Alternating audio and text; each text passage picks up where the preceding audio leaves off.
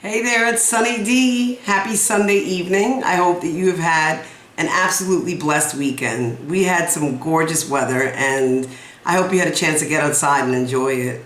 I rode my bike both days and it was just amazing. I'm loving this weather.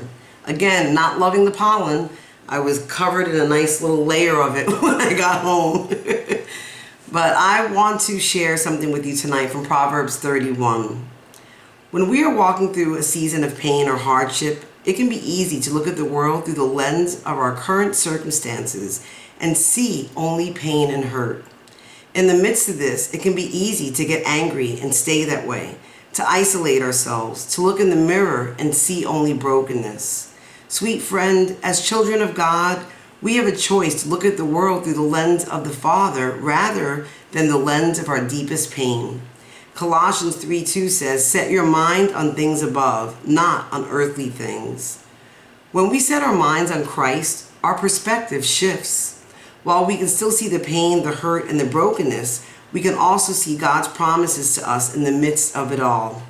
The promise that God will fight for us. We need only to be still. The promise that no weapon formed against us will prevail.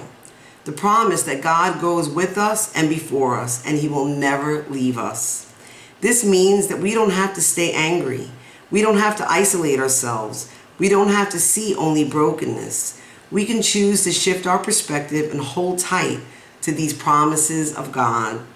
I love that right there. I really do. Just, when I was growing up, I didn't know the Bible. I owned the Bible, but I never really read it. I read bits and pieces, but now I immerse myself in it. I'm in it daily, and that's how you get to know God's promises, is by, digging into the Word. And that way, when you're going through something difficult, you can think of verses like those, and you have somewhere where you can go that's applicable to your life right now. It was written all those years ago, but it still applies to your life right now. And another thing I love that they talk about is, having the mind of Christ, seeing. What I do is I pray every morning and I ask God to help me see others through His eyes.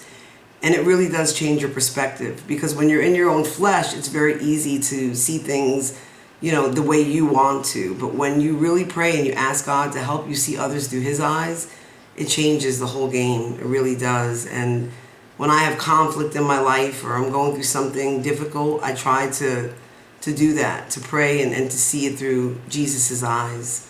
And I would highly recommend it. It really does make a difference. So thank you for listening. I will be back tomorrow.